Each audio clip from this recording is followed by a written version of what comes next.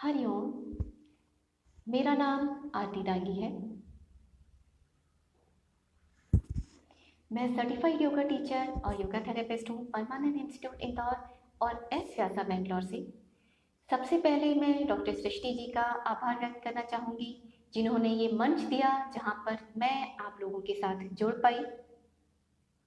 जैसा कि आप सब जानते हैं, हम लोग यहाँ पर आज जिस चर्चा के लिए एकत्रित हुए हैं उसका विषय है पारंपरिक उपवास और यौगिक उपवास के बीच का अंतर। अब हम उपवास की अगर बात करें तो भारतीय परंपरा में, भारतीय संस्कृति में उपवास बहुत प्राचीन काल से विद्यमान है। अगर हम अपने शास्त्र और वेद उठा करके देखें तो उपवास जो थे वो इसलिए शुरू किए गए थे कि उस दिन हमारे शरीर को थोड़ा सा आराम मिले, हमारी पाचन क्रिया को आराम मिले, हमारे मन में थोड़ी सी स्थिरता आए और हमारे विचारों में भी थोड़ी सी स्थिरता आए। लेकिन आज जो जिस तरह से व्रत किए जाते हैं वो उतना सही तरीका नहीं है व्रत करने का, जिसकी वजह से व्रत शुरू किए गए थे। क्योंकि आज जो हम पारंपरिक उपवास की बात करें तो जो मूल रूप से किसी भी हम व्रत की बात करें, चाहे जन्माष्टमी हो, शिवरात्रि हो, नवरात्रि हो, या कई लोग सोमवार, मंगलवार, बुधवार ये सब भी करते हैं, तो इन व्रतों में जो मूल रूप से खाद्य सामग्री जो हमारी है वो है साबूदाना, आलू, मूंगफली। आटे की बात करें तो राजगिरे का आटा, सिंघाड़े का आटा, कुटू का आटा। इसके अलावा कुछ लोग जो हैं लाल मिर्च की जगह हरी मिर्च और काली मिर्च ले लेते हैं। कुछ लोग जो हैं सादे नमक की जगह सेंधा नमक ले लेते हैं। लेकिन इतना ही नहीं, इन सब सामग्री से जो व्यंजन बनते हैं उनमें बहुत अधिक मात्रा में तेल और घी रहता है, जिससे हमारे शरीर को, हमारे पाचन तंत्र को आराम की बजाय दुगना काम करना पड़ जाता है। अब हम यौगिक उपवास की बात करेंगे। यौगिक उपवास में सप्ताह का एक दिन सुनिश्चित किया जाता है। जिस भी दिन आपको लगता है कि आपको कम शारीरिक काम रहेगा उस दिन आप ये व्रत लेंगे। जो भी दिन आपने निश्चित किया है हर सप्ताह में उसी दिन हम व्रत करेंगे। अगर आपने सोमवार का दिन निश्चित किया है तो हर सप्ताह सोमवार को ही ये व्रत रहेगा हमारा।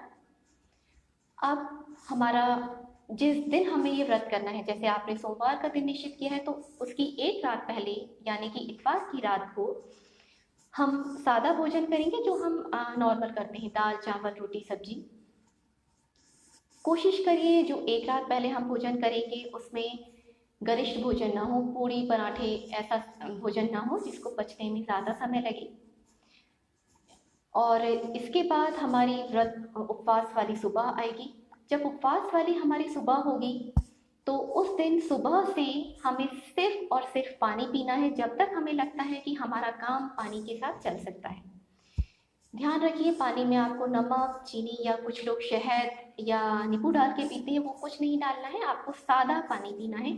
जब भी आपके शरीर की जितनी भी ज़रूरत हो आप उतनी बार अपनी ज़रूरत के हिसाब से पानी पी सकते हैं।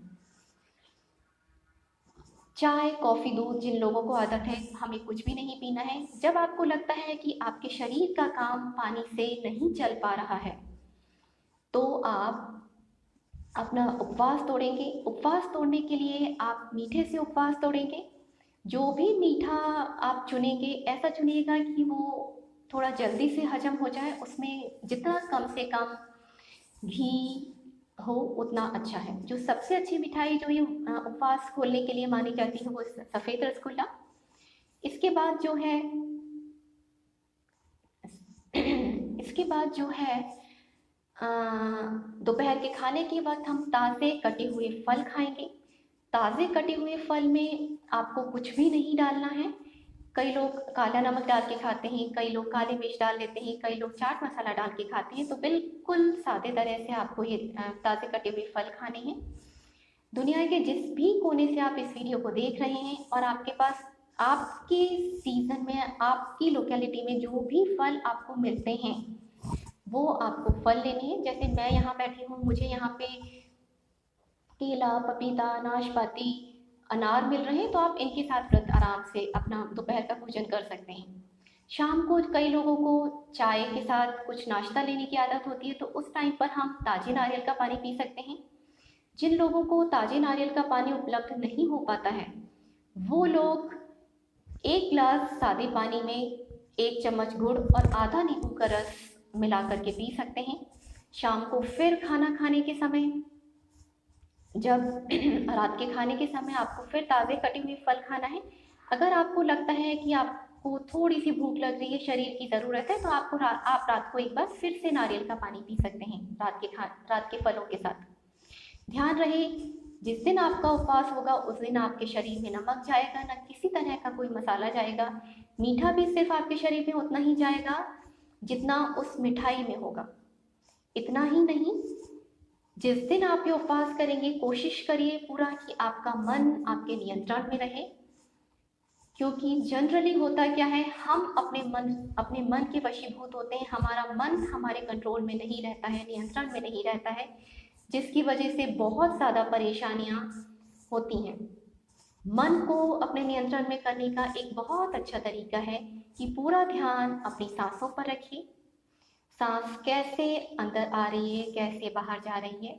इसके लिए कोई ज़रूरी नहीं है कि आपको एक बंद कमरे में अकेले आंख बंद करके किसी ध्यान आसन में आप बैठें। जो भी कार्य आप कर रहे हैं उसके साथ ही आप ये अपने मन को नियंत्रित कर सकते हैं।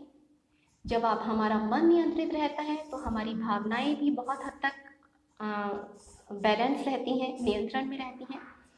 यौगिक उपवास एक बहुत अच्छा तरीका है, सिर्फ हमारे शरीर की शारीरिक जो विडंबनाएं हैं उनको दूर करने का ही नहीं, अपितु अपने मन को नियंत्रित करने का, अपनी भावनाओं पे अंकुश लगाने का बहुत अच्छा तरीका है।